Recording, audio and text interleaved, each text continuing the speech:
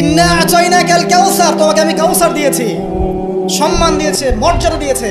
আলাম ইয়াজিদকা ইয়াতীমান ফাআওয়া ওয়া ওয়াজাদাকা দাল্লান ফাহাদা ওয়া ওয়াজাদাকা আইলান ফাগনা। আছে না সূরা? আলাম নাশরাহ লাকা সাদরাক ওয়া ওয়াদা'না আনকা ওয়িজরাক আল্লাযী আনকাযা যাহরাক ওয়া রাফা'না লাকা যিকরাক। তার জিকির, তার স্মরণকে সম্মানিত করা হয়েছে। সারা দুনিয়ার মানুষ তার নাম শুনলে সাল্লাল্লাহু আলাইহি ওয়াসাল্লাম পড়ে। প্রত্যেকটা মুসলিম এই উম্মতে মুহাম্মাদের মধ্যে, মুসলিম বা নন মুসলিম, হুয়েভার হি ইজ, তার মৃত্যুর পরে তার চেহারা তাকে দেখানো হবে, বলা হবে এই ব্যক্তিকে যাকে তোমাদের কাছে পাঠানো হয়েছে। তিনি আমাদেরকে ভাই বলে সম্বোধন করছেন। তিনি বলছেন, কাশ আমি আমার ভাইদেরকে দেখতে পেতাম। সাহাবীরা বলছেন, আমরা কি আপনার ভাই নই? তিনি বলছেন, না, তোমাদের পরে যারা আসবে আমাকে না দেখেই বিশ্বাস করবে এরা আমার ভাই। সব নবীকে দোয়া কবুলের এখতিয়ার দিয়ে দেওয়া হয়েছে। সব নবী দোয়া দুনিয়ায় করে ফেলেছেন। আমাদের নবীজি এত কষ্ট করার পরেও দুনিয়াতে দোয়া করেন নাই। তিনি পরকালে দোয়াটা জমা রেখেছেন, সেটা শাফাআত, আমাদের সবার জন্য শাফাআত করবেন তিনি। ইনশাআল্লাহ এই শাফাআতে সমস্ত কবিরা গুনাহগার ব্যক্তি জান্নাতে যাবে। আমাকে বলেন, সব নবী যখন ইয়া নাফসি করবে, স্বয়ং নবীরা পর্যন্ত, এই নবীর মধ্যে আদম আছেন, নূহ আছেন, মূসা ঈসার মতো নবী আছেন আলাইহিমুস সালাম, ইব্রাহিম আলাইহিস সালামও আছেন, আবুল আম্বিয়া ওয়াল মুরসালিন। তখন তিনি বলবেন, ইয়া উম্মতি ইয়া উম্মতি। এখন আমাকে বলেন, তার স্বার্থ কোথায়? তিনি যে এত হিউজ একটা স্ট্রাগল করলেন সারাটা জীবন ধরে, আমি আপনাকে তার স্ট্রাগলের সর্বশেষ নমুনাটা বলছি। একদম মৃত্যু শয্যায় যখন তার মৌতের যন্ত্রণা উঠেছে, তিনি বলছেন মৃত্যুর যন্ত্রণা প্রচণ্ড, তিনি এই কথা বলছেন আর চেহারাটা মুছছেন পানি দিয়ে। তখন ফাতিমা রাদিয়াল্লাহু আনহা এসে বলছেন, আমার বাবার কষ্ট, আমার বাবার কষ্ট। আর ফাতিমা রাদিয়াল্লাহু আনহাকে তিনি কানে কানে একটা কথা বললেন। ফাতিমা রাদিয়াল্লাহু আনহা হাসতে শুরু করলেন। তখন আয়েশা রাদিয়াল্লাহু আনহা পরে জিজ্ঞাসা করেছিলেন যে, কি বলেছে তোমাকে তোমার বাবা? তিনি বলেছিলেন যে, আমাকে আমার বাবা বলেছে যে এই যন্ত্রণা তার ইন্তেকাল হবে। তখন আমি কাঁদতে শুরু করলাম। তারপরে আমাকে তিনি বললেন, আমার পরিবারের মধ্যে তুমি সবার আগে আমার সাথে দেখা করবে জান্নাতে। তখন আমি হাসতে শুরু করলাম।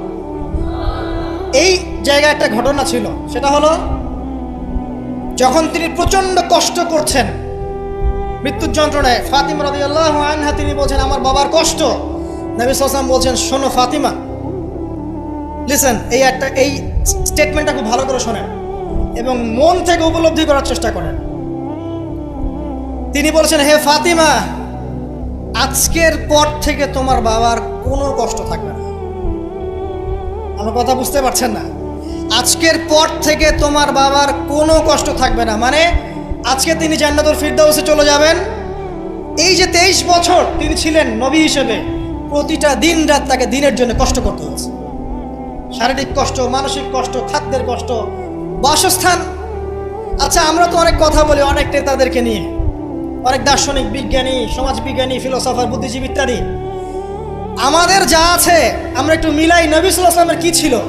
এই মহান নেতা যিনি সারা জীবন কষ্ট করলেন, শেষে ফাতিমা রাদিয়াল্লাহু আনহাকে বলছেন, আজকের পর কোনো কষ্ট থাকবে না, আজকেই শেষ, সব কষ্ট আজকেই শেষ হয়ে যাবে। এই ব্যক্তির কি বাড়ি ছিল ডুপ্লেক্স? এই ব্যক্তির কতটুকু জমি ছিল? এই ব্যক্তি কতটুকু খাবার খেয়েছে প্রত্যেক দিন? এই ব্যক্তির কয়টা আলিশান জামা ছিল আমার মতো, আপনার মতো? এই ব্যক্তির কত ব্যাংক ব্যালেন্স ছিল? এই ব্যক্তির কি ছিল দুনিয়াতে? দুনিয়ার জীবন চলার জন্য তার ঘরে কি ছিল আসলে? আমাদের প্রত্যেকের ঘরে যা আছে, নবী সাল্লাল্লাহু আলাইহি ওয়াসাল্লামের চেয়ে বেশি সম্পত্তি আছে।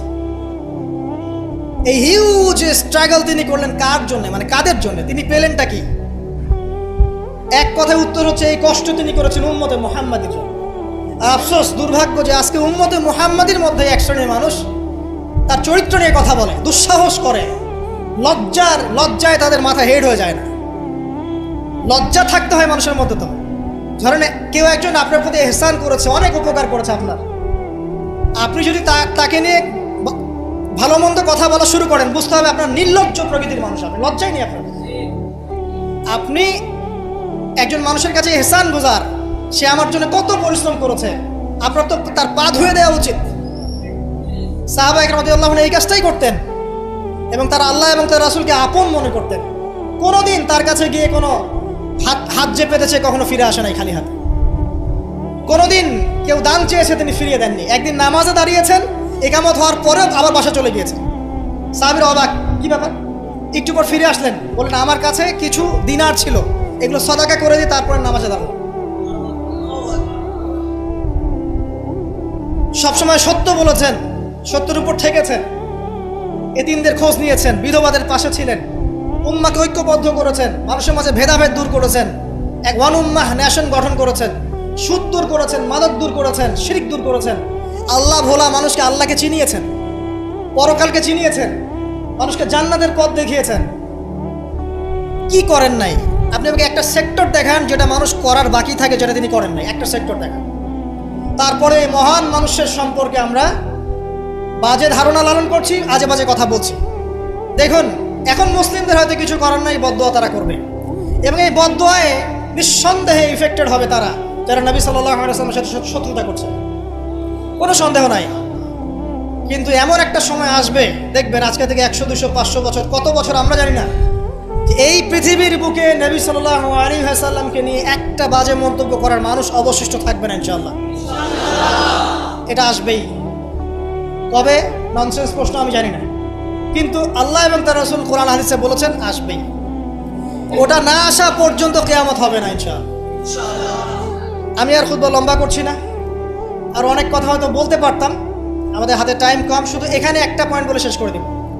প্রিয় ভাইয়েরা এবং বোনেরা যারা খুতবা শুনবেন, আমাদের নিজেদের কিছু কাজ আছে। আমি আমভাবে সমস্ত মুসলিমদেরকে অনুরোধ করব, ইনক্লুডিং মি, আমাকে অলসো। সর্বপ্রথম আমাদের কাজ হচ্ছে নবী সাল্লাল্লাহু আলাইহি ওয়াসাল্লামের সুন্নাহগুলোর উপর আমল করা। সবার আগে আমাদের কাজ হচ্ছে নবী সাল্লাল্লাহু আলাইহি ওয়াসাল্লামের পবিত্র জীবনী মুখস্থ করে ফেলা। এখন ওয়াদা করেন আল্লাহর কাছে যে আগামী 1 থেকে 2 মাসের মধ্যে আপনি যে যেখানে পড়াশোনা করছেন করেন, আমার কোনো আপত্তি নাই। নবী সাল্লাল্লাহু আলাইহি ওয়াসাল্লামের পবিত্র জীবনী অন্তত আর রাহিকুল মাখতুম বইটা মুখস্থ করে ফেলবেন। আপনি নিজে কতটুকু জানেন নবী সম্পর্কে, এটা বড় টেস্ট। আমাদের নিজেদেরকে আগে জানতে হবে নবী সম্পর্কে, আমরা জানি কতটুকু। আমি হয়তো অনেক একটু এগ্রেসিভলি কথাগুলো বললাম, কিন্তু এটা দুঃখের সাথে বলছি যে আমাদের যুব সমাজ নবী সাল্লাল্লাহু আলাইহি ওয়াসাল্লামকে চিনে না। তারা জানে না তার নাম কি, তার বংশ কি, তার শৈশব কেমন করে কেটেছে, তার স্ত্রী কতজন, তাদের নাম কি, তিনি মক্কায় কখন কি করেছেন, মদিনায় কি করেছেন, কখন হিজরত করেছেন, তার হাদিসগুলো কি কি। তার 100টা হাদিস তারা কখনো পড়ে দেখে নাই, 10টা হাদিস তারা আরবি সহ বলতে পারে না, তার উপর নাজিলকৃত আল কোরআন পড়ে দেখছে না, পড়া শিখছেও না। দেখেন, এরকম ধ্বজভঙ্গ উম্মাহ দিয়ে কখনো ইসলামের রেভলিউশন সম্ভব না।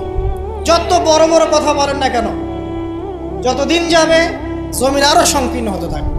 যতক্ষণ পর্যন্ত না আমরা আমাদের অবস্থা পরিবর্তন করব, ততক্ষণ পর্যন্ত আমাদের অবস্থার উন্নতি আল্লাহ পাক দিবেন না। ইন্নাল্লাহা লা ইউগাইয়িরু বিকাওমিন হাত্তা ইউগাইয়িরু মা বিআনফুসিহিম। আল্লাহ পাক কোনো কওমের অবস্থা ততক্ষণ পরিবর্তন করেন না যতক্ষণ তারা নিজেরা তাদের অবস্থা পরিবর্তনের চেষ্টা না করে। অতএব প্রথম কাজ আমাদেরকে আমাদের নবী সম্পর্কে জানতে হবে। আপনার প্রতিবাদের ভাষা হবে জ্ঞানের মধ্য দিয়ে। আমি নবী সাল্লাল্লাহু আলাইহি ওয়াসাল্লাম সম্পর্কে জানবো, তার হাদিসগুলো মুখস্থ করব, তার সুন্নাহ মাফিক চলবো, চলে দেখাবো, এটাই আমার প্রতিবাদ। কথা কি বুঝতে পারছেন? এটাই হবে আমার প্রতিবাদ, যে আমি নবী সম্পর্কে জানবো, তার সিরাত ছোটস্থ মুখস্থ করে ফেলবো, নবীজি জীবনী সম্পর্কে জানবো, তার সম্পর্কে যে বাজে কথাগুলো বলা হয় এগুলোর কাউন্টার জবাব দেওয়ার জ্ঞান আমার থাকবে। আমি তার হাদিসের উপর আমল করব, মানুষকে দাওয়া দিব, এটাই হবে আমার প্রতিবাদ। প্রতিবাদের অনেক ভাষা থাকে, শুধু উচ্চবাচ্য করলেই প্রতিবাদ হয় না। নিজেদেরকে আগে আমাদেরকে তার আদর্শের উপর এস্টাবলিশ হতে হবে, তখন গিয়ে ওই আয়াতের উপর আমল হবে। লাকাদ কানা লাকুম ফি রাসূলিল্লাহি উসওয়াতুন হাসানাহ। এবং এই উসওয়াতুল হাসানাহ আমরা জীবনের সব ক্ষেত্রে বাস্তবায়নের চেষ্টা করবো ইনশাআল্লাহ আযজা ওয়া জাল। প্রিয় ভাইরা, রাসূলের সিরাত পড়ুন, সিরাত মুখস্থ করুন, নবী সাল্লাল্লাহু আলাইহি ওয়াসাল্লামের হাদিসগুলো মুখস্থ পড়ুন। কোরআন অবশ্যই পড়া শিখুন, কোরআনের দাওয়াত মানুষকে দিন। উগ্র পন্থায় যাবেন না, একই সাথে শৈথিল্যতাবাদীও হবেন না। মধ্যম পন্থায় থাকেন, ইসলামের দিকে মানুষকে ডাকতে থাকেন। রাতারাতি কোনো ফলাফল পাওয়া যায় না, আস্তে আস্তে আস্তে আস্তে দেখবেন ফলাফল আসবে। নিজেদের সন্তানদেরকে কোরআন শেখান, হাদিস শেখান, নবীর আদর্শ শেখান, মসজিদ মাদ্রাসাগুলো গড়ে তোলেন, আবাদ করেন, সিলেবাসের পরিবর্তন আনেন, আধুনিকতা নিয়ে আসেন। যে জ্ঞান অর্জন করলে তারা দুনিয়া আখিরাত দুটি অর্জন করতে পারবে, এই জ্ঞানে তাদের যে মঙ্গল। ওই যে হালাকু খায়ের নাম শুনেছেন, চেঙ্গিস খা হালাক, ওদের বংশধর। সে বলছিল যে এই যে ধন সম্পদগুলো তোমরা জমা করেছিলে, মুসলিমদেরকে বলছে, মুসলিম খলিফাকে, এই ধন সম্পদগুলো তোমরা যে জমা করেছিলে, এইগুলো যদি নিজেরা জমা না করে তোমাদের জনগণের কল্যাণে ব্যয় করতে, তারা আজকে তোমার পক্ষে যুদ্ধ করতো। এখন এগুলো খাও, পানি নাই। মঙ্গল কমান্ডারের কাছে শিক্ষণীয় বিষয় আছে না? যেটা বলছিলাম, নবী সাল্লাল্লাহু আলাইহি ওয়াসাল্লাম ক্ষেত্র বিশেষে বদদোয়া করেছেন। এই ব্যক্তির সম্পর্কে বদদোয়া করেছিলেন যে আল্লাহ আমাকে কষ্ট দিয়েছে, আমার মুখে থুতু নিক্ষেপ করতে চেয়েছে, আমার পোশাক ছিঁড়ে ফেলেছে, আল্লাহ তুমি তোমার জাহান্নামের কুকুরের মধ্যে একটা কুকুরকে দিয়ে খাইয়ে দিও। এই ব্যক্তি সিরিয়ায় গিয়েছিল ব্যবসা করতে, হঠাৎ করে রাত্রেবেলা দেখে চারপাশে বাঘ। আর এগুলো কোনো গাল গল্প নয়, হঠাৎ করে বাঘ চারপাশে। সে বলছে আমি মারা যাব। তার সঙ্গী সাথীরা বলছে যে আমরা তো এখানে আছি, কোনো সমস্যা নেই, আমরা তো কিছু দেখতে পাচ্ছি না। সে বলছে না, আমি যা দেখতে পাচ্ছি তোমরা দেখতে পারছো না। রাতের অন্ধকারে ঠিকই একটা বাঘ এসে তার গলা গর্দান ছিঁড়ে নিয়ে চলে গেছে। ওই যে বদদোয়া নবী সাল্লাল্লাহু আলাইহি ওয়াসাল্লামের, এই যে ফল। আরেকদিন নবী সাল্লাল্লাহু আলাইহি ওয়াসাল্লাম নামাজ পড়ছেন কাবার হাতিমে, সেজদা দিয়েছেন। উকবা বিন আবি মুঈত, একজন কাফের, ওই যে উটের, বড় উটের ঘটনা জানেন না, উটের নাড়ি ভুড়ি নিয়ে এসে তার গর্দানে গলায় চাপিয়ে দিল, আর পা দিয়ে নবী সাল্লাল্লাহু আলাইহি ওয়াসাল্লামের গালটাকে ঠেসা দিয়েছিল, যাতে প্রায় তার চোখ বের হয়ে আসতেছে এমন একটা অবস্থা। যদি কাউকে এভাবে চাপ দেওয়া হয় খুব জোরে, চোখটা লাল হয়ে যাবে না? এইভাবে স্পষ্ট লেখা আছে সিরাতের গ্রন্থগুলো। নবী সাল্লাল্লাহু আলাইহি ওয়াসাল্লামকে এই অবস্থা থেকে উদ্ধার করলেন তার মেয়ে ফাতিমা রাদিয়াল্লাহু আনহা। আল্লাহর নবী প্রচন্ড কষ্ট পেলেন এই দিন, প্রচন্ড কষ্ট, এবং হাত তুলে তিনি একটা একটা করে নাম উল্লেখ করতে থাকলেন। আল্লাহ আবু জাহেল ইবনে হিশাম, উকবা বিন আবি মুঈত, উতবা, শাইবা, রাবিআ, নাম উল্লেখ করতে থাকলেন। আল্লাহ এদেরকে তুমি ছেড়ো না, এদেরকে দেখে নিও। নবীজি একবার যখন আল্লাহর সামনে বলবেন কিয়ামতের মাঠে, আল্লাহ আমার উম্মত, আল্লাহ আমার উম্মত, আল্লাহ পাক এক দোয়াতেই নবী সাল্লাল্লাহু আলাইহি ওয়াসাল্লামকে বলবেন তোমার উম্মতের মধ্যে যার অন্তরে সরিষা পরিমাণ ঈমান আছে ওকে বের করে নিয়ে আসো। সেই মানুষ যদি বদদোয়া করে নাম ধরে, তাদের কি অবস্থা হবে এবার চিন্তা করেন। সেই মানুষের শান, তার মর্যাদা, তার চরিত্র নিয়ে কেউ যদি কথা বলে, কটূক্তি করে, তার অবস্থা পরকালে কি হবে চিন্তা করেন। দুনিয়াতে হয়তো কিছু হবে না, হয়তো পার পেয়ে যাবে। এই দুনিয়াটা চূড়ান্ত ফলাফলের জায়গা নয়। আর মুসলিমরা এখন দুর্বল, তাদের আল্লাহর কাছে দোয়া করা ছাড়া এখন কোনো অপশনও নাই। দোয়ার অনেক অনেক ক্ষমতা আছে। নবী সাল্লাল্লাহু আলাইহি ওয়াসাল্লাম দোয়া করলেন, এই 10 জন ব্যক্তির লাশ বদরের প্রান্তরে পাওয়া গেছে। আবু জেহেল দেখবেন বদরের নিহত হয়েছে, উতবা, শাইবা, সবগুলা বদরের কূপে। এবং কূপে যখন তাদেরকে ফেলা হয়েছে, নবী সাল্লাল্লাহু আলাইহি ওয়াসাল্লাম কূপের পাশ দিয়ে যাওয়ার সময় বলছিলেন তোমরা কি তোমাদের জাযা পেয়ে গেছো? তখন সাহাবীরা বলছিল ইয়া রাসূলুল্লাহ, তারা তো মাইয়িত, তারা তো শুনতে পাচ্ছে না, আপনি কার সাথে কথা বলছেন? নবীজি বললেন অবশ্যই তারা আমার কথা শুনছে। আরেকজন ব্যক্তি ছিল যে নবী সাল্লাল্লাহু আলাইহি ওয়াসাল্লামকে নিয়ে এই কবিতা, গল্প, নৃত্য, মেয়েদেরকে নাচাতো, এসব তৈরি করতো, মক্কায় ছড়াতো। তার নাম আশনাক বিন শারিক। একটু বৃদ্ধ লোক ছিল, বুদ্ধিজীবী টাইপের আর কি, খুব পণ্ডিত। তো এই কাজ করতে থাকতো। নবী করিম সাল্লাল্লাহু আলাইহি ওয়াসাল্লাম বদদোয়া করেছিলেন, প্লেগ, বসন্ত, গায়ে পচন ধরার মধ্য দিয়ে লোকের মৃত্যু হয়েছে। আরো আছে, বলতে গেলে অনেক সময় চলে যাবে, আপনাদের খুতবার সময় খুব শর্ট। আমি অন্য টপিকে যেতে যাচ্ছি আর কি। আমি বলতে যাচ্ছি এই আইয়ামে জাহেলিয়াত থেকে এটা চলে আসছে। নবী করিম সাল্লাল্লাহু আলাইহি ওয়াসাল্লামকে জীবিত অবস্থায় এই 23 বছরে মোট 16 বার হত্যা করার চেষ্টা করা হয়েছে। কতবার? এবং তাকে এই 23 বছরের নববী জীবনে প্রায় 15টা গালি খেতে হয়েছে। সাহের, জাদুকর, কাযযাব, মহামিথ্যাবাদী, ফারিকুল জামাত বিভক্তকারী, ঐক্য বিনষ্টকারী, অনেক কথা শুনতে হয়েছে, 15টার মতো। কাবা ঘরে যখন তিনি তাওয়াফ করছেন মক্কা বিজয়ের পর, তখনও তাকে চোরাগোপ্তা হামলা চালিয়ে হত্যা করার চেষ্টা করা হয়েছে। তিনি বসে আছেন, তার সামনে তরবারি নিয়ে গেছে, আল্লাহ ওহির মাধ্যমে জানিয়ে দিয়েছেন, তিনি বলেছেন তরবারি কি জন্য এনেছো? আমাকে হত্যা করার জন্য। সাথে সাথে সে মুসলিম হয়েছে। ইহুদিরা ডেকেছে, এই যে বনু নাজির গোত্র, যাদের ঘটনা সূরা হাশরের মধ্যে বর্ণিত আছে, সূরা হাশরের পিছনে দেখবেন বনু নাজিরের ঘটনা আছে। বনু নাজির এরা ডেকেছে নবী সাল্লাল্লাহু আলাইহি ওয়াসাল্লামকে, চুক্তি নিয়ে আমরা কথা বলবো, আমরা শান্তি নিয়ে কথা বলবো, এই জন্য ডেকেছে। নবী করিম সাল্লাল্লাহু আলাইহি ওয়াসাল্লাম আবু বকর ওমর রাদিয়াল্লাহু আনহুকে নিয়ে গিয়েছেন, দেয়ালের পাশে বসেছেন, উপর থেকে পাথর ফেলে হত্যা করার চেষ্টা করা হয়েছে। আল্লাহ পাক জানিয়ে দিয়েছেন, তিনি সেখান থেকে চলে গেছেন। প্রায় 16 বার, আমার ছোট্ট গবেষণা, সিরাতের বইগুলো পড়ে দেখেন, প্রায় 16 বার তাকে হত্যা করার চেষ্টা করা হয়েছে। তাকে জীবিত অবস্থায় প্রায় 15টা গালি খেতে হয়েছে। কিন্তু প্রত্যেকটা বিষয়ের রিফ্লেকশন একই রকম ছিল না। মাক্কি জীবনে নবী সাল্লাল্লাহু আলাইহি ওয়াসাল্লাম প্রচণ্ড সবর এবং ধৈর্যের পরিচয় দিয়েছেন। দোয়া করেছেন, বদদোয়া করেছেন, হেদায়েতের দোয়া করেছেন। কিন্তু মাদানী জীবনে যখন নবী করিম সাল্লাল্লাহু আলাইহি ওয়াসাল্লাম যখন একটা স্টেটের প্রধান, রাষ্ট্রপ্রধান, তার কাছে ইকোনমিক পাওয়ার, পলিটিক্যাল পাওয়ার, সামরিক পাওয়ার সব কিছু আছে, একটা সুপার পাওয়ারের মতো, ঠিক তখন তিনি এই অপবাদগুলো সহ্য করেন নাই। একজন ব্যক্তির নাম কাব বিন আশরাফ, নবী করিম সাল্লাল্লাহু আলাইহি ওয়াসাল্লাম সাহাবীদেরকে বলেছেন, ওকে মেরে চলে আসো। সাহাবীগণ এই মিশনটা বাস্তবায়ন করেছেন। পরে আরেকজন ছিলেন সাল্লাম বিল হুকাইক, এ আর এক ইহুদি নেতা। নবীজি একদিন বলেন, আমাকে কষ্ট দিয়েছে, কে আছো আমার মনে শান্তি দিতে পারো? 3 জন সাহাবী চলে গেলেন। খায়বারের দুর্গের মধ্যে ঢুকেই তার কেসাস করা হয়েছে। সবসময় রিফ্লেকশন একই রকম ছিল না। মক্কা বিজয়ের পরে, মক্কা বিজয়ের দিন তিনি সবাইকে ক্ষমা করে দিয়েছেন আমভাবে, শুধু কয়েক শ্রেণীর মানুষ বাদ দিয়ে।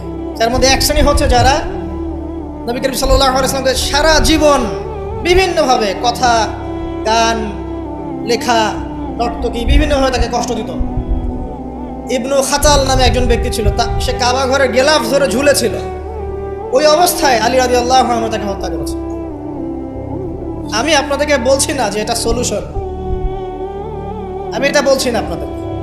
আমি আপনাদেরকে বলতে চাচ্ছি, জীবিত অবস্থাতেই নবী সাল্লাল্লাহু আলাইহি ওয়াসাল্লামকে প্রায় 15টা গালি খেতে হয়েছে, তাকে 16 বার হত্যা করার চেষ্টা করা হয়েছে। কিন্তু সবসময় তার রিফ্লেকশন একই রকম ছিল না, প্রতিক্রিয়া একই রকম ছিল না। যখন মাক্কি যুগ, মুসলিমদের অবস্থা দুর্বল, মুসলিমদের হাতে কোনো রকম ক্ষমতা নেই, আলাদা রাষ্ট্র নেই, কোনো ইকোনমিক বেস নাই, আমরা সেখানে অনেকটাই দুর্বল, বেশ দুর্বল। বরং সেখান থেকে হিজরত করে চলে যেতে হয়েছে মদিনায়, তাই নয় কি? সেক্ষেত্রে ওই জায়গায় নবী করিম সাল্লাল্লাহু আলাইহি ওয়াসাল্লাম কোনো রকম সামরিক এগ্রেশন নেন নাই, কোনো রকম সামরিক বা আঘাতের বদলে আঘাত, এই টাইপের কোনো কনক্লুশনে তিনি যাননি। সবর করেছেন, বদদোয়া করেছেন। ঠিক যেমন আমি বললাম, আমাদের করণীয় এখন এটাই, সবর করতে হবে, আপনাকে বদদোয়া করতে হবে, আপনি নিজের রাসূলের আদর্শের উপর থেকে দেখাবেন, ইত্যাদি ইত্যাদি। এখন আপনার সেই ক্ষমতা নাই, সিম্পল। এখন আপনি এরকম কোনো ইনিশিয়েটিভ নিতে যাবেন না। এই অবস্থায় আপনি এরকম কোনো ইনিশিয়েটিভ নিতে যাবেন না যেমনটা নবীজি মদিনায় নিয়েছিলেন। তাহলে মুসলিমরা উল্টা ক্ষতির মধ্যে পড়তে পারে, বরং জমিন মুসলিমদের জন্য আরো সংকুচিত হয়ে আসতে পারে। কিন্তু মদিনার যুগে নবী সাল্লাল্লাহু আলাইহি ওয়াসাল্লামের যখন সেরকম ক্ষমতা ছিল, তখন তিনি অ্যাকশন অন্যরকম নিয়েছেন। যদি কখনো এই জমিনে আল্লাহ পাক ইসলামকে আবার সেই জায়গায় নিয়ে যান, তখন সেই অ্যাকশন নেওয়া হয়। চোরের যে হাত কাটে, চুরি করলে হাত কেটে দেওয়া হয়, এটাকে আপনি এ ধরনের কোনো সিচুয়েশনে বাস্তবায়ন করতে পারবেন? পারবেন না, সিম্পল, বিকজ এটা ইসলামিক স্টেট নয়। যদি কোনো জায়গায় আল্লাহ পাকে, পৃথিবীর কোনো জায়গায় ভবিষ্যতে কোথাও এরকম কোন স্টেট কায়েম করেন, আল্লাহ চাইলে করতে পারেন, আল্লাহ চাইলে পারেন। যেটা এখন মোটামুটি বলতে গেলে সারা বিশ্বে কোথাও নাই। যেখানে যেখানে আছে একটু আইওয়াস, এটা আইওয়াসি। আমার কাছে এটা আইওয়াসি। কারণ চোরের হাত কেটে যদি আমি ইহুদিদের সাথে বন্ধুত্ব করি, তাহলে এটা কতটুকু ইসলামিক রাষ্ট্র হলো সেটা আল্লাহ। মক্কার 13 বছরে আমরা ছিলাম, একজন সাহাবী কি কোনো কাফেরের উপর হাত তুলেছিল? দেখাতে পারবেন? কোন কাফেরকে একজন সাহাবী হত্যা করেছে বা আঘাত করেছে বা থাপ্পড় দিয়েছে? বরং আপনি দেখবেন শত শত কাফের তারা মুসলিমদেরকে আঘাত করেছে, নির্মম নির্যাতন করেছে। বেলাল রাদিয়াল্লাহু আনহুকে শুয়ে পাথর বিছিয়েছে, চাবুক মেরেছে, গা পুড়িয়ে দিয়েছে, কত কি করেছে। আবিসিনিয়ায় চলে যেতে হয়েছে, তায়েফে গিয়ে নবী সাল্লাল্লাহু আলাইহি ওয়াসাল্লামকে নিজে মার খেয়ে আসতে হয়েছে। এই যে 13 বছর সহনশীলতার পরিচয় দিয়েছেন এই শিক্ষিত মানুষরা, তারা কি উগ্র ছিলেন? তারা সন্ত্রাসী ছিলেন? তাদেরকে কি তরবারির জোরে ইসলাম কবুল করানো হয়েছে? এই 13 বছর যে সাহাবীরা ইসলাম কবুল করেছেন, তারাই তো পরে বদরের যুদ্ধ করেছে, পরে উহুদে গিয়েছেন, পরে খন্দক খায়বারে গিয়েছেন। এই যে বেসিকটা তৈরি করেছি আমরা মক্কার 13 বছরে, এই 13 বছরটা কি উগ্রতা দিয়ে প্রদর্শন করা হয়েছিল? কোন রকমের আগ্রাসী মনোভাব প্রচার করা হয়েছে? কিচ্ছু করা হয়নি। শুধু জ্ঞান তাত্ত্বিক সলিউশন দেওয়া, জ্ঞান শিক্ষা দেওয়া হয়েছে, কোরআন শিক্ষা দেওয়া হয়েছে, হাদিস শিক্ষা দেওয়া হয়েছে। এই শিক্ষার মধ্য দিয়ে যখন ভিতরটা পরিবর্তন হয়েছে, তখন মানুষ আল্লাহর কাছে আত্মসমর্পণ করছে। এই ছিল আমাদের মক্কার 13 বছর। তাহলে যে জ্ঞানের কথা বলি আমরা, যে মানুষটার কাছে কোরআনের মতো কিতাব আসে, এক বাক্যে আপনি আমাকে বলেন কোরআনের একটা আয়াতকে কেউ মিথ্যা প্রমাণ করতে পারবে? কোরআন কারীমের মধ্যে যাররা পরিমাণ কি মিথ্যা আছে বা অমানবিক কোনো বিষয় আছে? মানুষ ভুলভাবে সেটাকে উপস্থাপন করে, কিন্তু যদি সঠিকভাবে উপস্থাপন করতে পারে বা সৎসাহস থাকে, কশ্চিনকালেও কোরআনে আপনি যাররা পরিমাণ ফল্ট পাবেন না। যালিকাল কিতাব লা রাইবা ফি, কোনো সন্দেহ নাই। এখন বলেন, এত পবিত্র একটা কিতাব একজন পবিত্র মহাপবিত্র সত্তার কাছ থেকে এসেছে, আর একজন জিবরাইল আলাইহিস সালাম ফেরেশতাদের লিডার, তিনি এটা বহন করে এনেছেন। এখন যে মানুষটার উপরে এটা নাজিল করা হচ্ছে, তিনি কত পবিত্র চরিত্রের অধিকারী, এখন আপনি চিন্তা করেন। যদি তার চরিত্রের মধ্যে যাররা পরিমাণ অপবিত্রতা থাকতো, তাহলে কোরআন কি তার উপর নাজিল হতো? বুঝতে পারছেন? মনে করেন আমাদের চরিত্রে কি অসংখ্য অপবিত্রতা আছে না? আমার উপরে কি আল্লাহর নূর, আল্লাহর এই যে কিতাব ওহী, এগুলো অবতীর্ণ হওয়ার সুযোগ আছে কোনো? নাই। আল্লাহ পাক পবিত্র মানুষদেরকে বাছাই করেন। আল্লাহ রাব্বুল আলামিন সবচেয়ে পবিত্র মানুষকে বাছাই করেছিলেন মহাপবিত্র কিতাব দেওয়ার জন্য। এটাই তো যথেষ্ট তার চরিত্র ব্যাখ্যা করার জন্য। আর কি প্রয়োজন? যার কাছে কোরআন নাজিল হতে পারে, তার চরিত্র নিয়ে কথা বলার কোনো অবকাশই নাই। তিনি যে কাজই করেছেন, যখন যে কথাই বলেছেন, যে ইনিশিয়েটিভ নিয়েছেন, প্রত্যেকটাই আল্লাহর হুকুমেই নিয়েছেন, এর হুকুমের বাইরে কিছু বলেন। শুধু তাই নয়, তার শত্রুরা পর্যন্ত মক্কায় কখনো বলতে পারেনি তিনি মিথ্যাবাদী, তিনি মাপে কম দেন, তিনি ওয়াদা খেলাফ করেন, তিনি অমুক, তিনি তমুক। তার শত্রুরা পর্যন্ত এটা বলতে পারেনি। বরং তার শত্রুরা বলেছিল এভাবে যে তোমাকে আমরা অবিশ্বাস করি না, বরং তুমি যে কোরআনের কথা বলছো এটাকে আমরা অস্বীকার করছি। এটা 2 নম্বর পয়েন্ট। জ্ঞানের রেভলিউশন আমরা দিয়েছি, নবী সাল্লাল্লাহু আলাইহি ওয়াসাল্লাম দিয়েছে। আর এই জ্ঞান না থাকলে আপনি তো শূন্য। আমরা ঠিকই তো আছি জ্ঞানের উপরে। আর একটা বিষয় সবার কান খুলে শুনে রাখা উচিত, পবিত্র কোরআন এবং সহিহ সুন্নাহ বা নবী সাল্লাল্লাহু আলাইহি ওয়াসাল্লামের সুন্নাহর মধ্যে এমন কোনো বিষয় নাই যেটা ব্যাখ্যা করা হয়নি। এটা মানতে যদি আপনার আপত্তি থাকে, আমরা আপনার সাথে লড়াই করব না, আমরা আপনার সাথে ঝগড়া করব না, বিবাদ করব না, আপনাকে আঘাত করব না। আপনাকে বিনয়ের সাথে বলবো, আপনি আরো 10 বার স্টাডি করেন, আপনি আরো 10 বার স্টাডি করেন, কোরআন এবং সুন্নাহকে আরো 10 বার স্টাডি করেন। আপনি খুঁজে পাবেন ইনশাআল্লাহ কোরআন এবং সুন্নাহর মধ্যে কোনো রকমের ভুল ত্রুটি, মানবতা বিরোধী কিচ্ছু নেই। আল্লাহ পাক আমাদের সবাইকে বোঝার তৌফিক দান করুন। এগুলো রাখেন তো ভাই, কে বুদ্ধি দিচ্ছে? আপনি রাখেন, এটা রাখেন।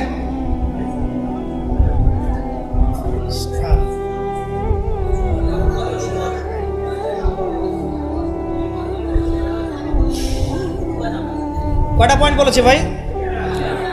শেষ করছি, সময় কম। তৃতীয় পয়েন্ট শোনেন, তৃতীয় পয়েন্টটা শোনেন। নবী করিম সাল্লাল্লাহু আলাইহি ওয়াসাল্লাম শুধু এমন মানুষ ছিলেন না যিনি শুধু কোরআন শোনার কথাগুলো নিজেই বলে ক্ষান্ত হয়েছেন, নিজের উপর আমল করেন নাই। এমন মানুষ তিনি ছিলেন না। প্রত্যেকটা আয়াত এবং হাদিস যখন এসেছে তার কাছে, তিনি নিজে আগে সেটার উপর আমল করে দেখিয়েছেন। দেখেন, একজন মানুষ দিন প্রচার করছেন, একজন মানুষ যিনি পরিবার চালানোর জন্য রুজি রোজগারের চেষ্টা করছেন, একজন মানুষ তিনি পিতার দায়িত্ব পালন করছেন, একজন মানুষ তিনি স্বামীর দায়িত্ব পালন করছেন। নবী সাল্লাল্লাহু আলাইহি ওয়াসাল্লামের স্ত্রীরা কি তার প্রতি অসন্তুষ্ট ছিল? একজন মানুষ যিনি আবার যখন মদিনায় গেছেন তখন সেখানকার সামরিক বিষয় ডিল করছেন, পররাষ্ট্রনীতি অ্যাপ্লাই করছেন, রাজা বাদশাদের কাছে ইসলামের দাওয়াত দিচ্ছেন, যখন প্রয়োজন হচ্ছে তখন বদরের মাঠে তিনি অস্ত্র ধরছেন। একজন মানুষ এতগুলো কাজ করছেন, এই ভার্সেটাইল ক্যারেক্টার পাওয়া যাবে একটা মানুষ দেখান মহাবিশ্বে, একটা মানুষকে দেখান যার কাছে এই চরিত্রের সবগুলো দিক আছে, যিনি একজন আদর্শ পিতা, আদর্শ নেতা, আদর্শ অর্থনীতিবিদ, আদর্শ ফিলোসফার, আদর্শ পলিটিশিয়ান, আদর্শ লিডার, কমান্ডার। একটা মানুষ দেখান যার মধ্যে এই সব গুণাবলীর সংমিশ্রণ আছে। তারপরেও কি ব্যাখ্যা করতে হবে যে এই মানুষের চরিত্র আল্লাহ পাক কর্তৃক সার্টিফাইড, এই মানুষ আল্লাহর কর্তৃক মনোনীত একজন বান্দা? আর তো কিছু প্রয়োজন নাই। আবার নিজের উপর আমল দেখেন, এত কিছুর পরেও নিজে রাত জেগে তাহাজ্জুদ করছেন, পা ফুলিয়ে ফেলছেন, সবচেয়ে বেশি জিকির করছেন, সবচেয়ে বেশি তেলাওয়াত করছেন, সবচেয়ে বেশি রোজা রাখছেন, সবচেয়ে বেশি নামাজ পড়ছেন। শুধু কথা বলেই ক্ষান্ত থাকছেন না, নিজেও আমল করছেন এবং সবচেয়ে সেরাটা করছেন। এমন একজন মানুষকে খুঁজে দেখান যে শুধু বড় বড় কথা নিজে বলেই না, বরং আমল করেও দেখায়। বহু অর্থনীতিবিদ আছে দেখবেন অনেক বড় বড় কথা বলবে, নিজে সুদখোর। বহু দেখবেন পলিটিশিয়ান আছে বড় বড় কথা বলবে, নিজে করাপ্টেড, দুর্নীতিবাজ। বহু দেখবেন সোশ্যাল নেতা আছে অনেক বড় বড় সামাজিক রেভলিউশনের কথা বলে। আপনি দেখবেন এই নবী সাল্লাল্লাহু আলাইহি ওয়াসাল্লামের এই সোনালী সমাজকে সে মূল্যায়ন করছে না। বহু দেখবেন ফিলোসফার আছে, দার্শনিক, আমরা এটাতে পড়েছি যে দর্শনের বড় বড় বিষয় নিয়ে কথা বলছে, জ্ঞান, আত্মা, ঈশ্বর, মহান সত্তা, পরম সত্তা, জ্ঞানের ডেফিনেশন, বস্তুবাদ, অভিজ্ঞতাবাদ, কত কথা বলছে। দেখবেন শেষে গিয়ে একটা কনক্লুশনও আসতে পারে না। আজ পর্যন্ত জ্ঞান আসলে কি এটার ব্যাখ্যাতে আসতে পারে নাই, একটা কনক্লুশন আসতে পারে নাই। আমরা যেমন বলছি জ্ঞান মানে ওয়াহি, আল্লাহর ওয়াহি হচ্ছে চূড়ান্ত জ্ঞান, সিম্পল, শেষ, ফুল স্টপ।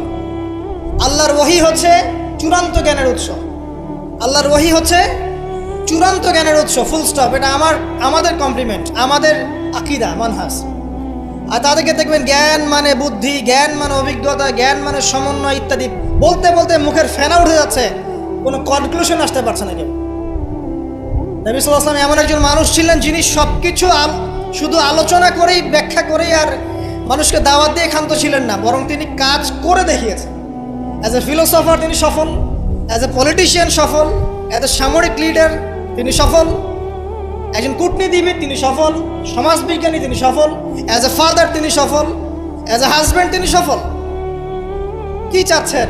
একজন মানুষের মধ্যে এত কোয়ালিটি থাকার পরেও তার চরিত্র নিয়ে কথা বলছেন। ওই যে বিয়ে, আয়েশা রাদিয়াল্লাহু আনহাকে কেন বিয়ে করলেন এত কম বয়সে? আপনি কি জানেন রবীন্দ্রনাথ ঠাকুরের বাবা কত বছর বয়সে বিয়ে করেছেন? আপনি কি জানেন রবীন্দ্রনাথ ঠাকুর নিজে কত বছর বয়সে বিয়ে করেছেন এবং যাকে বিয়ে করেছেন তার বয়স কত ছিল? সে তো আপনাদের টাইগর। তিনি বিয়ে করেছেন 17 বছর বয়সে বা 18 বছর বয়সে এবং তার স্ত্রীর বয়স ছিল 11 বছর। ওই এটা নিয়ে তো কোনো কথা বলেন না কখনো। সুবহানাল্লাহ, এটা বলতে গেলেও সময় চলে যাবে। তাওরাত, ইহুদিরা কথা বলে এখন এগুলো নিয়ে। তালমুদ, ওদের একটা কিতাব আছে তালমুদ, ওখানে এমনও লেখা আছে যে 9 বছরের নিচে মেয়েকে বিয়ে করাটা পুণ্যের কাজ। নেন, ইহুদি ওল্ড টেস্টামেন্টেও আছে এটা। মনুসংহতি একটা কিতাব আছে, বই, কিতাব বলা ঠিক হবে না। সেখানে এসেছে মেয়ের যখন বয়সন্ধিকালে আসবে, ঋতুস্রাব হচ্ছে, তাকে বিয়ে দিতে হবে। আমরা রামায়ণ পড়েছি, একটু জিজ্ঞাসা করবেন ওদেরকে বিনয়ের সাথে, আচ্ছা আমাকে কাইন্ডলি বলেন, রাম আর সীতার যখন বিয়ে হয়েছে সীতার বয়স কত ছিল? যদি সে অনেস্ট হয়ে থাকে তাকে অ্যান্সার করতে পারে। কত বছর বলেন? কত বছর? 7 বছর। নেন এবার। বহু বিবাহ নিয়ে কথা বলছেন, আপনাদের অবতারদের হিস্ট্রি ঘেটে দেখেন কতটা করে বিয়ে করেছে। সমসাময়িক প্রেক্ষাপটে বিশেষ করে শেষ 100 বছরে যখন থেকে অটোম্যান এম্পায়ারদের ডিফিট করা হয়েছে 1921 সালের পর থেকে এই ট্রেন্ডটা খুব বেড়ে গেছে। নবী করিম সাল্লাল্লাহু আলাইহি ওয়াসাল্লামের পবিত্র চরিত্র নিয়ে এখন যে যার মতো করে ব্যাখ্যা করার প্রয়াস পেয়েছে আর কি। যদিও এটা আবু লাহাবের সুন্নাহ, আবু জাহালের সুন্নাহ, এটা উতবা বিনতে আমের আরেকজন ছিল, উতবা বিনতে আবু মুঈদ, আরেকজন ছিল সাল্লাম বিন আবু হুকাইক, আরেক ব্যক্তি ছিল আশনাক বিন শারিক, এরকম কিছু একটা তার নাম। এইসব মানুষরা ছিল আইয়ামে জাহিলিয়াতের মধ্যে। এই মানুষদেরই সুন্নাহ আর কি এখন নতুন করে চালু করা হচ্ছে বিভিন্ন জায়গায়, মুক্ত চিন্তার নামে, বাক স্বাধীনতার নামে, কলম চর্চার নামে, বিভিন্ন নাম দিয়ে আমরা এখন নবী সাল্লাল্লাহু আলাইহি ওয়াসাল্লামের পবিত্র চরিত্র নিয়ে যা ইচ্ছা তাই কথা বলার চেষ্টা করছি বা দুঃসাহস দেখাচ্ছি। তাব্বাত ইয়াদা আবি লাহাব ওয়া তাব কি জন্য নাজিল হয়েছিল? নবী সাল্লাল্লাহু আলাইহি ওয়াসাল্লাম যখন সবাইকে সমবেত করে বলেছিলেন যে আমি যদি বলি তোমাদেরকে এই পাহাড়ের পিছনে শত্রু দল অপেক্ষা করছে, তোমরা কি আমার কথা বিশ্বাস করবে? সবাই বলেছিল যে আমরা তোমাকে আল আমিন বা সত্যবাদী বলে জানি, অবশ্যই তোমার কথা বিশ্বাস করব। তখন তিনি বলেছিলেন কুলু লা ইলাহা ইল্লাল্লাহ তুফলিহুন, তোমরা শুধু বলো লা ইলাহা ইল্লাল্লাহ, আল্লাহ ছাড়া কোনো ইলাহ নেই, তোমরা সফল হয়ে যাবে। এটা আইয়ামে জাহিলিয়াতের কথা। আবু লাহাব তালি দিয়েছিল, হাত দিয়ে তালি দিয়েছিল এবং ঢিল নিক্ষেপ করেছিল, নবী সাল্লাল্লাহু আলাইহি ওয়াসাল্লামকে কষ্ট দিয়েছিল। আল্লাহ পাক সূরা নাজিল করেছেন তাব্বাত ইয়াদা আবি লাহাব ওয়া তাব, ধ্বংস হোক আবু লাহাবের 2 হাত এবং সে নিজেও ধ্বংস হোক। কিয়ামত পর্যন্ত এই পৃথিবীতে যদি একটা মুসলিমও বেঁচে থাকে এবং সে যদি কোরআন পড়তে জানে, সে আবু লাহাবকে এই সূরা পড়ার মধ্য দিয়ে অভিশাপ দিবে ইনশাআল্লাহ তাআলা। এটা নবী সাল্লাল্লাহু আলাইহি ওয়াসাল্লামের শান, তার মর্যাদা। সে শুধু একবার বলেছে হাততালি দিয়ে, এই কথা বলার জন্য আমাদেরকে ডেকেছিলে? এই কথা বলার জন্য আমাদেরকে ডেকেছ? আমরা আমাদের বাপ দাদাদেরকে, তাদের ইলাহকে ত্যাগ করে তোমার এক আল্লাহয় বিশ্বাস করব, এই জন্য ডেকেছ? ঢিল নিক্ষেপ করেছিল, গালি দিয়েছিল। তার আপন চাচা নবী সাল্লাল্লাহু আলাইহি ওয়াসাল্লামের আপন চাচা, আল্লাহ পাক আয়াত নাজিল করলেন আবু লাহাব ধ্বংস হোক এবং সে নিজেও, মা আগনা আনহু মালুহু ওয়া মা কাসাব, তার এই সম্পদ এবং সে যা অর্জন করেছে পৃথিবীতে, এগুলো কোনোই কাজে আসবে না। সায়াসলা নারান যাতা লাহাব, শীঘ্রই অচিরেই, সায়াসলা অচিরেই সে প্রবেশ করবে এমন আগুনে যে আগুন লাল অগ্নিশিখা নির্বাপিত করছে। সাথে ওয়ামরাতুহু, তার স্ত্রীও, হাম্মালাতাল হাতাব, যে কিনা কি করত? হাম্মালাতাল হাতাব, খড়কুটা বহন করত, নবী সাল্লাল্লাহু আলাইহি ওয়াসাল্লামের আঙিনায় ফেলতো। ফি জিদিহা হাবলুম মিন মাসাদ, তার গলায় থাকবে খেজুর পাকানো রশি, এটা দিয়ে আযাব দেওয়া হবে, নাউযুবিল্লাহ।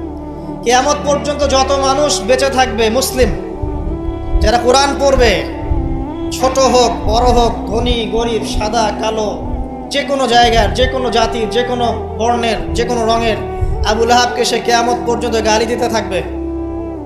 এটা আল্লাহ পাকের বিচার। আর পরকালে তো তার জন্য যন্ত্রণাদায়ক শাস্তি অপেক্ষা করছে।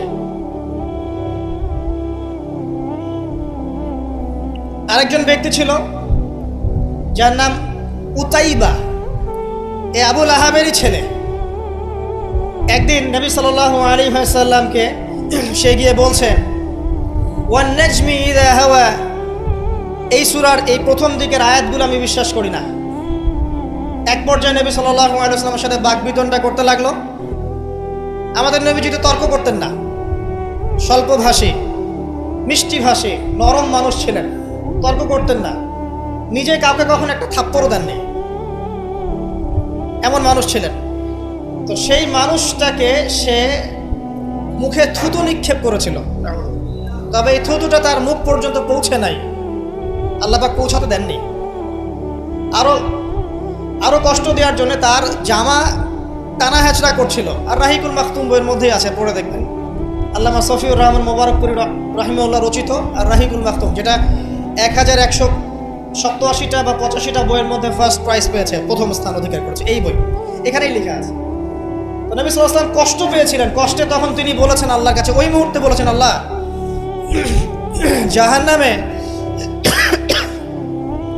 জাহান্নামে তোমার যে কুকুরগুলো আছে, জাহান্নামে কুকুর আছে আযাব দেওয়ার জন্য, এগুলোর মধ্যে একটা এর পিছনে আল্লাহ তুমি লেলিয়ে দিও। এটা বদদোয়া করেছেন নবী সাল্লাল্লাহু আলাইহি ওয়াসাল্লাম। আমাদের কিছু সুশীল আছে, তারা বলতে চায় যে নবী সাল্লাল্লাহু আলাইহি ওয়াসাল্লাম কখনো কটু ভাষা ব্যবহার করতেন না, কখনোই না। প্রয়োজন বোধে নবী সাল্লাল্লাহু আলাইহি ওয়াসাল্লাম বদদোয়াও করেছেন। প্রয়োজন বোধে নবী সাল্লাল্লাহু আলাইহি ওয়াসাল্লাম টানা 1.5-2 মাস ধরে বদদোয়া করেছেন। কোথায়? রাজির ঘটনা। রাজি একটা ঝর্ণার নাম, একটা কূপের নাম, এক একজন এক একভাবে ব্যাখ্যা করে। এখানে 10 জন সাহাবীকে চোরাগুপ্তা হামলা চালিয়ে হত্যা করা হয়। একদল লোক এসে বলেছিল, আপনার সাহাবীদের মধ্যে এমন কিছু সাহাবীকে পাঠান যাদেরকে আমাদের কওমে নিয়ে গেলে ইসলাম শেখা যাবে, মুআল্লিম। নবী সাল্লাল্লাহু আলাইহি ওয়াসাল্লাম 10 জন সাহাবীকে পাঠিয়েছিলেন। এই 10 জনকে ট্র্যাপে ফেলে, এখন যেমন মুসলিমদেরকে ট্র্যাপে ফেলে হত্যা করা হয়, ট্র্যাপে ফেলে 10 জনকে হত্যা করা হয়। 3 জন ভাগ্যবশত বেঁচে যান, পাহাড়ের উপরে আশ্রয় নেন। তাদেরকে বলে, তোমরা নেমে আসো, তোমাদেরকে ছেড়ে দিব। তারা তীরের আঘাতে ক্ষতবিক্ষত ছিলেন। তারা মনে করলেন হয়তোবা তার অঙ্গীকার রক্ষা করবে, নেমে আসলেন। নামার সাথে সাথেই তাদেরকে বেঁধে ফেললো, মক্কায় বিক্রি করে দিল। তাদের মধ্যে একজনের নাম খুবাইব রাদিয়াল্লাহু আনহু। খুবাইব রাদিয়াল্লাহু আনহু, যার নাম আমাদের যুব সমাজ জানে না। আমাদের যুব সমাজ শাহরুখ খানের নাম জানে, খুবাইব রাদিয়াল্লাহু আনহু নাম জানে না। যাকে মক্কার সবার সামনে, একটা গাছের নিচে মক্কার সবার সামনে শুলদণ্ড দিয়ে হত্যা করা হলো। শুলদণ্ড মানে পিছনের রাস্তা দিয়ে কিছু একটা লোহার দণ্ড প্রবেশ করিয়ে মাথা দিয়ে বের করে দেওয়া। এই দণ্ড দিয়ে তাকে হত্যা করা হয়েছে। হত্যা করার আগে তাকে বলা হয়েছে, তুমি কি চাও? সে বলেছে, আমি 2 রাকাত নামাজ পড়তে চাই। এবং নামাজটাকে সংক্ষিপ্ত করেছে। সংক্ষিপ্ত করে সে হাত তুলে আল্লাহর কাছে দোয়া করেছিল, আল্লাহ, উপস্থিত যারা আছে এদের একটাকেও তুমি ছেড়ো না। ওয়াকতুলহুম বাতাদা, তাদের সবাইকে তুমি সবগুলাকে এক জায়গায় করে হত্যা করো। দেখা গেছে ওই সবার লাশ বদরের কূপে পড়েছিল। বদরের পরেও যে যুদ্ধগুলো হয়েছে এগুলোতে এরা মারা গেছে। বদরের পরে যে যুদ্ধগুলো হয়েছে এরপরে এগুলো মারা গেছে। আসলে ঘটনাটা বদরের পরেই সম্ভবত। যাই হোক, আমি যেটা বলতে চাচ্ছি, খুবাইব রাদিয়াল্লাহু আনহুকে তখন অপশন দেওয়া হয়েছিল যে তোমার জায়গায় যদি মুহাম্মদ সাল্লাল্লাহু আলাইহি ওয়াসাল্লামকে হত্যা করি, তুমি কি নিষ্কৃতি নিবে? সে তখন বলেছিল রাদিয়াল্লাহু আনহু যে আমার জায়গায় মুহাম্মদ সাল্লাল্লাহু আলাইহি ওয়াসাল্লামের একটা চুলকেও যদি আঘাতপ্রাপ্ত করা হয় আমি সেটাও বরদাস্ত করব না। এবং তিনি তখন একটা কবিতা আবৃত্তি করেছিলেন, বিভিন্ন কিতাবের মধ্যে কবিতাটা আছে, ওয়ালাস্তু বালি হিনা উক্তালু মুসলিমান, আমি কোনো পরোয়াই করি না যখন আমাকে মুসলিম হিসেবে মৃত্যু দেয়া হচ্ছে। আলাই জামিন কানাল্লাহি মাসওয়াই, যে পাশেই আমাকে পাশ ফেরানো হোক না কেন, এই পাশ আল্লাহর জন্যই। যালিকাল ইলাহ ওয়া ইয়াশা, তিনি এমন একজন ইলাহ যিনি চাইলে ইউবারিক আলা ফি কুল্লি শিলইন মুমাজ্জাআত, তিনি আমার দেহের প্রত্যেকটা হাড় এবং গোশতের টুকরায় বারাকা দিতে পারেন। তাকে এভাবে শহীদ করা হয়। এই 10 জনকে ট্র্যাপে ফেলে হত্যা করা হয়েছিল। খুবাইব রাদিয়াল্লাহু আনহু তাদের মধ্যে একজন। খেয়াল করে দেখেন, নবী সাল্লাল্লাহু আলাইহি ওয়াসাল্লাম এই ঘটনার পরে 1 থেকে 1.5 মাস তিনি টানা বদদুয়া করেছেন এই কওমকে যেন আল্লাহ পাক ধ্বংস করেন। ঠিক আরেকটা ঘটনা এর কয়েক মাস পরে ঘটে যায়, এর নাম বীরে মাউনার ঘটনা। বীরে মাউনা একটা জায়গার নাম, যেখানে একইভাবে দিন শেখার কথা বলে দায়ীদেরকে ডেকে নিয়ে এসে 70 জন দায়ীকে একসাথে হত্যা করা হয়েছে ট্র্যাপে ফেলে। এই জিনিসগুলো হিস্ট্রির কথা মনে করিয়ে দেয় আমাদেরকে। ইসলামের ইতিহাস পড়ে দেখেন, মঙ্গলরা, ওইদিকে রোমকরা, বাইজেন্টাইনরা বিভিন্ন সময় মুসলিমদেরকে ভেবে ট্র্যাপে ফেলে হত্যা করেছে, মসজিদে ঢুকিয়ে চারদিক থেকে মসজিদকে পুড়িয়ে দিয়ে। ইসলামের নবী সাল্লাল্লাহু আলাইহি ওয়াসাল্লামের যে সুন্নাহগুলো সেটা বাস্তবায়ন করা, এটা এখানে তো কেউ আপনাকে চাপ প্রয়োগ করছে না। আপনি চাইলে আপনার পরিবারটাকে ইসলামিক পরিবার হিসেবে গড়ে তুলতে পারেন, এটা আপনার প্রথম দায়িত্ব, প্রথম দিকের কাজ। নবীর সুন্নাহর উপর থেকে মানুষকেও সুন্নাহর দিকে ডাকা, এটা কাজ। নবীর আদর্শে নিজে আগে এস্টাবলিশ হয়ে দেখানো যে এটাই নবীর সুন্নাহ। আজকে আমাদেরকে দেখলে অনেক সময় মানুষ বাজে মন্তব্য করে, মুসলিমরা যে মাপে কম দিচ্ছে, মুসলিমরা মজুদ করছে, মুসলিমরা সুদ খাচ্ছে, মুসলিমরা ঘুষ নিচ্ছে, মুসলিমরা দুর্নীতি করছে, মুসলিমদের দিকে আঙ্গুল তুলছে সবাই। এই জিনিসগুলো কি নবীর আদর্শ?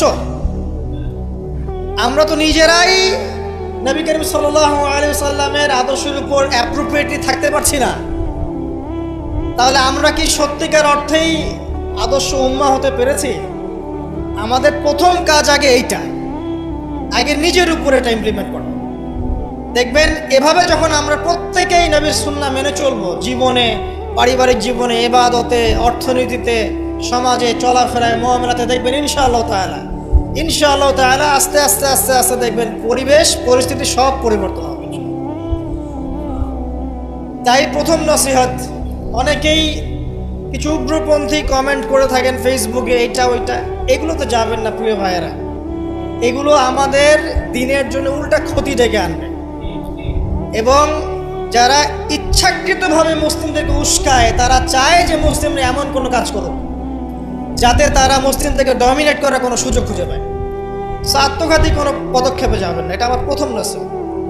এবার আসেন আমরা কয়েকটা পয়েন্টে দেখাবো নবী সাল্লাল্লাহু আলাইহি ওয়াসাল্লাম আসলে কেমন চরিত্রের মানুষ ছিলেন, কি করেছেন, এবং দিন শেষে তিনি কি পেয়েছেন, আমাদেরকে কি দিয়ে গেছেন, এবং আমাদের বেসিক্যালি তার জীবনে নিয়ে কি কি কাজ করা দরকার। আমি জাস্ট এতটুকু কথা বলে আজকে খুব শেষ করি। আমি একটা পয়েন্ট দিয়ে শুরু করছি। 1 নাম্বার দেখেন, নবী করিম সাল্লাল্লাহু আলাইহি ওয়াসাল্লাম যে সমাজে ছিলেন, আইয়ামে জাহিলিয়াত বলি না আমরা, কেন বলি? কারণ সেখানে জাহেলি কাজ হতো। এই তো জাহেলি কাজ মানে অজ্ঞতাপূর্ণ কাজ, মূর্খতাপূর্ণ কাজ।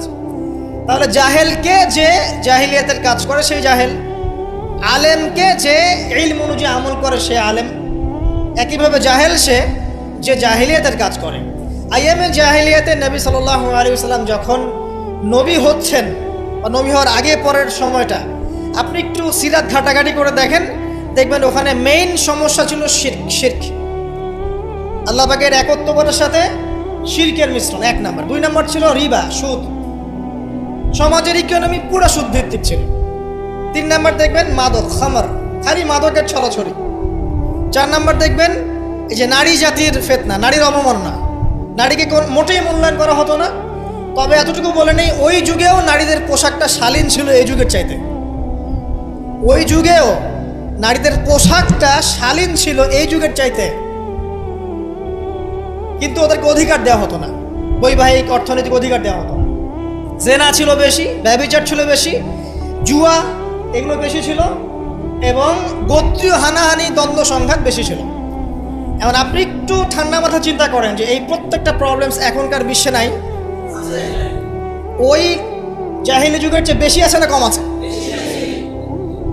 এখন তাহলে কোন যুগটাকে আমরা আইয়ামে জাহিলিয়াত বলবো? ওই যুগটাই কি শুধু আইয়ামে জাহিলিয়াত, নাকি আবার জাহিলিয়াত ফিরে এসেছে? প্রতিটা জায়গায় আপনি ঘেটে দেখেন শিরকের ছড়াছড়ি আছে, ইভেন মুসলিমদের মধ্যেও আছে, মুসলিমদের ভিতরেও শিরক আছে।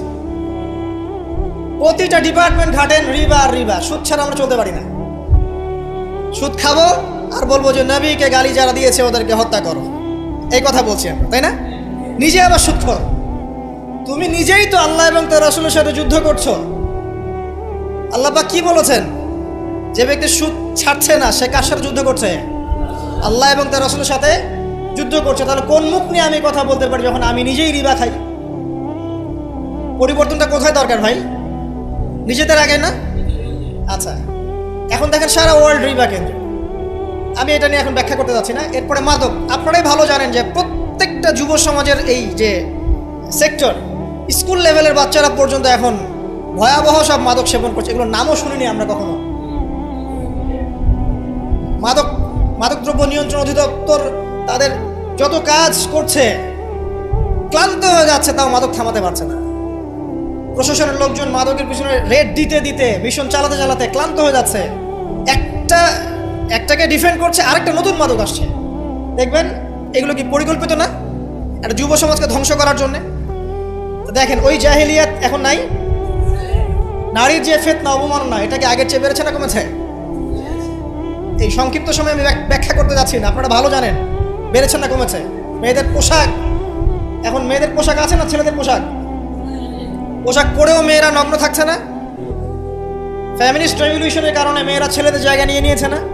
সমাজে জেনা বেড়েছে, পরকীয়া বেড়েছে, ধর্ষণ বেড়েছে। এর বিপক্ষে পশ্চিমারা কোনো সমাধান দিতে পেরেছে? নবী সাল্লাল্লাহু আলাইহি ওয়াসাল্লামের বহু বিবাহ নিয়ে যারা কথা বলে, তাদের দেশে 91% মেয়ে ধর্ষণের, 91% যে রেপ হয়, 100% রেপের মধ্যে 91% মহিলা, এবং যাদের বয়স 20 বছরের কম, 18 বছরের কম, 18 বছরের কম প্রায় 46% সম্ভবত আমি দেখলাম মেয়ে রেপের শিকার হয়েছে। ওই সভ্যতায় যারা আমাদেরকে শিখায় যে ইসলামে বহুবিবাহ কেন নবী সাল্লাল্লাহু আলাইহি ওয়াসাল্লাম এতগুলো বিয়ে করেছেন, তারা শিখায়। বাদ দেন, ওইদিকে আমি যাচ্ছি না। মূল কথা বলছি যে এই জাহেলিয়াতের সমাজটাকে নবী সাল্লাল্লাহু আলাইহি ওয়াসাল্লাম পরিবর্তন করেছিলেন কিনা? কত বছরের মধ্যে? মাত্র 23। আমাকে একটা সমাজবিজ্ঞানী দেখান, একটা রাজনৈতিক নেতা দেখান, একটা অর্থনীতিবিদ দেখান, একটা দার্শনিক দেখান, একজন মহামানব দেখান, একটা লিডার দেখান, যে মাত্র 23 বছরের ব্যবধানে পুরো আইএমএ জাহিলিয়াতকে এমনভাবে পরিবর্তন করেছেন যে মক্কা বিজয়ের পরে না মক্কায় কোনো শিরক আছে, না কোনো সুদ আছে, না কোনো মাদক আছে, না কোনো নারীর হেনস্থা অবমাননা আছে, না বেপর্দা অশ্লীলতা আছে, না জেনা আছে, না ব্যভিচার আছে, না গোত্রীয় হানাহানি দ্বন্দ্ব আছে। একটা মানুষ দেখান সারা বিশ্বে। চরিত্র কি নিয়ে গঠিত হয়? শুধু কি বিবাহ কেন্দ্রিক বিষয় নিয়েই চরিত্র গঠিত? মানুষের চরিত্র বলতে আমরা কি বুঝি? তার কথা, তার কাজ, তার আকীদা, তার আচরণ, তার ইবাদত, তার মুআমালাত, তার সামাজিক ব্যাপার স্যাপার, তার সিলাতুর রাহিম, তার সমাজ জ্ঞান, তার অর্থনীতির জ্ঞান, তার পলিটিক্যাল জ্ঞান, সব কিছু মিলেই তো একটা মানুষের ক্যারেক্টার। যখনই ক্যারেক্টারের প্রশ্ন আসে নবী সাল্লাল্লাহু আলাইহি ওয়াসাল্লামকে নিয়ে সরাসরি চলে যায় বিবাহ। কারণ আর কোনো সেক্টর নাই ক্যারেক্টার নিয়ে আলোচনা করার। ওগুলো তো ডিফেন্ড করাই যাবে। যাদের সাথে এই পর্যন্ত বাহাসে বসেছেন তারা তো আর ওই বিষয়গুলো বোঝে না যে কোন জ্ঞান দিয়ে এই ইন্টারনালি ব্লাইন্ড সেকুলার প্রজন্মকে ডিফেন্ড করা যায়। তারা তো ইসলামিক বিষয়গুলো শুধু উপস্থাপন করবে, বাইরের বিষয়গুলো আনতে পারছে না। সো একটা মানুষের চরিত্র কত মহান হলে স্বয়ং আল্লাহ পাক তাকে বলতে পারেন ইন্নাকা লাআলা খুলুকিন আযীম, নিশ্চয় আপনি মহান চরিত্রের অধিকারী। আল্লাহ পাক বলছেন। নবী সাল্লাল্লাহু আলাইহি ওয়াসাল্লামের 23 বছর সময় লেগেছে এগুলো পরিবর্তন করে সম্পূর্ণ আলোকিত একটা ইসলামী সমাজ প্রতিষ্ঠা করতে। একটা পয়েন্ট বললাম, তার চরিত্র আপনি বুঝে নেন, তার ক্যাপাবিলিটি বোঝেন, তার ব্যক্তিত্ব বোঝেন, তার গায়রত বোঝেন, তার শান মর্যাদা বোঝেন। 2 নম্বর দেখেন, 2 নম্বর পয়েন্ট, নবীজি যখন নবী হননি তার আগ থেকেও তিনি চেষ্টা করতেন সমাজ পরিবর্তন করতে, হিলফুল ফিজর তৈরি করেছিলেন ইত্যাদি। 40 বছর বয়সে যখন ওহী আসলো, 40 বছর বয়সে যখন ওহী আসলো, কি আসলো? আল কোরআন এবং তার ব্যাখ্যা সুন্নাহ। এই কোরআন এবং সুন্নাহকে কাজে লাগিয়ে এর শিক্ষা দিয়ে এর জ্ঞানটাকে প্রচার করে মানুষের মধ্যে এর জ্ঞানটাকে ইনস্টল করে নবী সাল্লাল্লাহু আলাইহি সাল্লাম পুরো সমাজটাকে সংস্কার করলেন। তাহলে এই যে জ্ঞানতাত্ত্বিক বিপ্লব, আমরা যেটা কথা বলি জ্ঞানতাত্ত্বিক বিপ্লব, জ্ঞানের রেভলিউশন, জ্ঞান নিয়ে কথা বলা, শিক্ষা দেওয়া, শিক্ষার মাধ্যমে অজ্ঞতার অন্ধকার দূর করা, কে সবার আগে করেছে এই 1400 বছর হিস্ট্রিতে? যারা এখন আমাদেরকে সায়েন্টিফিক এবং টেকনোলজিক্যাল জ্ঞানের কথা বলে, ওই পশ্চিমা সভ্যতায়, তারা কতদিন হলো সভ্য হয়েছে? কতশো বছর আগে সেখানে ফরাসি বিপ্লব হয়েছে, কত শতাব্দী হলো সেখানে সায়েন্টিফিক এবং টেকনোলজিক্যাল রেভলিউশনগুলো হয়েছে? 100-200 বছর, সর্বোচ্চ 300 বছর। 1400 বছর আগে নবী সাল্লাল্লাহু আলাইহি সাল্লাম ইকরা দিয়ে জ্ঞানের রেভলিউশন করেছে।